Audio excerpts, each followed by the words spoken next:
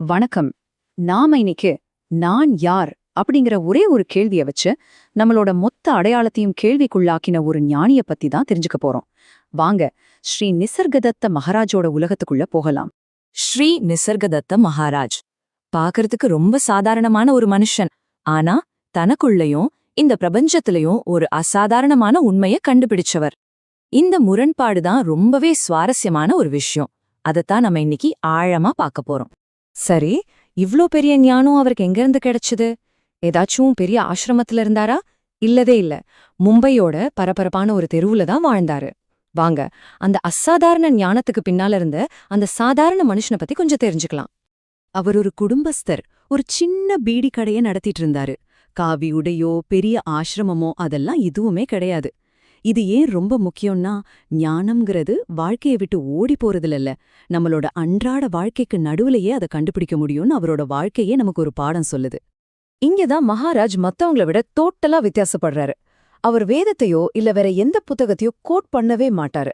ஏன்னா அவரோட வார்த்தைகள்லாம் புத்தகத்துல படிச்ச அறிவில்ல.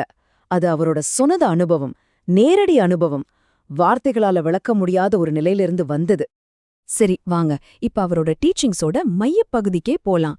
நம்மள நாமளே கேட்டுக்க வேண்டிய ரொம்ப அடிப்படையான ஒரு கேள்வியிலிருந்து தான் அவரோட இந்த விசாரணை ஆரம்பிக்குது.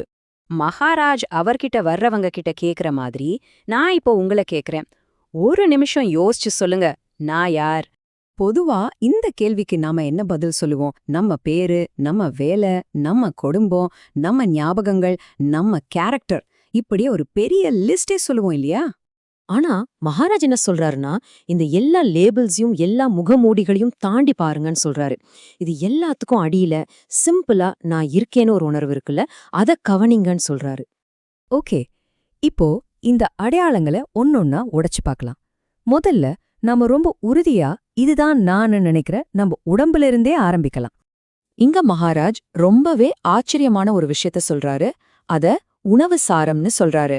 சிம்பிளா சொல்லணும்னா, நம்ம உடம்பு, ஏன் நமக்குள்ள இருக்கிற அந்த நான் இருக்கிறேங்கிற உணர்வு கூட நாம சாப்பிடுற சாப்பாட்டோட ஒரு ப்ராடக்டான்னு சொல்றாரு. யோசிச்சு பாருங்க, எவ்ளோ ஆழமான விஷயம். இந்த உதாரணங்களை பாருங்களேன். தேங்கி நிக்கிற தண்ணில ஒரு பூச்சி உருவாகிற மாதிரி, இல்ல கெட்டுப்போன பிரெட்ல ஒரு புழு வர்ற மாதிரி, நாம சாப்பிடுற சாப்பாட்டோட சாரத்திலிருந்து தான் இந்த நான் இருக்கேங்கிற உணர்வே வருதுன்னு சொல்றாரு. அப்போ இந்த நான்கிற உணர்வு உங்களுக்கும் எனக்கும் சொந்தமானதில்ல. அது வெறும் ஒரு கெமிக்கல் ரியாக்ஷன் மாதிரி, ஒரு இயற்கையான நிகழ்வு.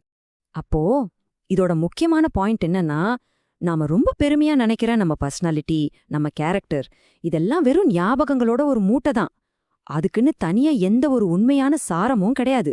அது ஒரு தற்காலிகமான கட்டமைப்பு, அவ்வளோதான். இது ரொம்ப பவர்ஃபுல்லான ஒரு கம்பேரிசன். நம்ம முடிச்சிட்டு இருக்கிற வாழ்க்கைய ஒரு கனவோட ஒப்பிடுறாரு மகாராஜ். யோசிச்சு பாருங்க, கனவுல இருக்கும்போது அது எவ்ளோ உண்மையா தெரியுது, ஆனா முழிச்சதும் மொத்தமா காணாம போயிடுது இல்லையா? அதே மாதிரிதான் நம்ம வாழ்க்கையும். இந்த நான் இருக்கேங்கிற உணர்வுக்குள்ள தோன்றி மறைகிற ஒரு தற்காலிகமான நிலைதான்னு சொல்றாரு. மகாராஜாவை பொறுத்த வரைக்கும் உண்மையான சுய அறிவோட முதல் படி இதுதான். நான் இந்த உடம்பும் இல்ல, இந்த மனசும் இல்லன்னு சந்தேகமே இல்லாம தெரிஞ்சுக்கிறது. இந்த ரெண்டுக்கும் சாட்சியா ஒன்னு இருக்குல்ல, அத உணர்றதுதான் விடுதலைக்கான முதல் படி. சரி, வாங்க அடுத்த கட்டத்துக்கு போலாம். இதுதான் அவரோட போதனைகள்லயே ரொம்ப நுட்பமான, ரொம்ப சவாலான ஒரு பகுதி. அதாவது, நான் இருக்கேன்னு சொல்றமே, அந்த உணர்வே ஒரு பெரிய மாயேங்கிற ஒரு ஐடியா. ஓகே, நம்ம உடம்பையும் மனசையும் ஒதுக்கி வச்சிட்டோம். இப்போ மிச்சம் இருக்கிறது என்ன? நான் இருக்கிறேன்கிற அந்த அடிப்படை உணர்வு மட்டும்தான். நம்மளோட மொத்த உலக அனுபவத்துக்கும் இதுதான் ஆதாரம். ஆனா மகாராஜ் என்ன சொல்றாரு தெரியுமா? இது கூட கடைசி உண்மை கிடையாது. இதுவும் ஒரு தற்காலிகமான தோற்றம்தான்னு சொல்றாரு. இத கொஞ்சம் யோசிச்சு பாருங்க. நமக்குள்ள அந்த நான் இருக்கேங்கிற உணர்வே இல்லன்னா நமக்கு இந்த உலகமே கிடையாது. நானுன்னு ஒரு ஆள் கிடையாது, வேலை எதுவுமே கிடையாது. மொத்த அனுபவமே காலி. இந்த சினிமா ப்ரொஜெக்டர் உதாரணம் இத அழகா விளக்குது. ப்ரொஜெக்டர்ல இருந்து வர வெளிச்சம்தான் ஸ்கிரீன்ல படத்தை காட்டுது. ஆனா அந்த வெளிச்சமும் அந்த ஷோவோட ஒரு பாட்டு தானே.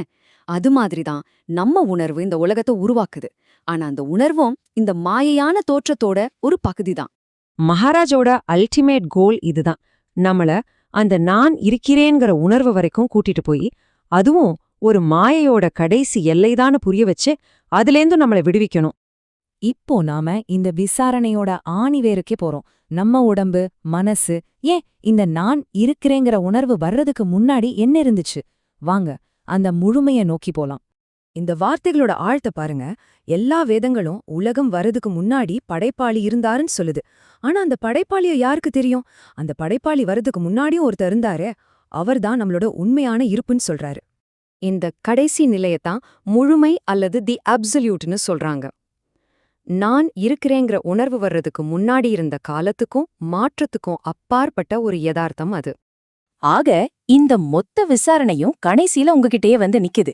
நீங்க யாருன்னு தெரிஞ்சுக்கணுமா? அப்போ முதல்ல நீங்க எதெல்லாம் இல்லைன்னு ஆராய்ஞ்சு பாருங்க. இதுதான் அவர் நமக்கு காட்டுற வழி. இப்போ நீங்க கேட்ட அந்த விஷயங்கள்லாம் உம்ம மனசுல ஒரு விதை மாதிரி விழுந்திருக்கு. அது உயிரோட இருக்கும், சரியான நேரத்துல அதுவே முளைச்சு வளரும். எல்லாமே தானா நடக்கும். நீங்க எதுவுமே பண்ண வேண்டாம், அது வளர்றத மட்டும் தடுக்காம இருந்தா போதும். இதுதான் மகாராஜ் நமக்கு விட்டுட்டு போற ஒரு அற்புதமான செய்தி.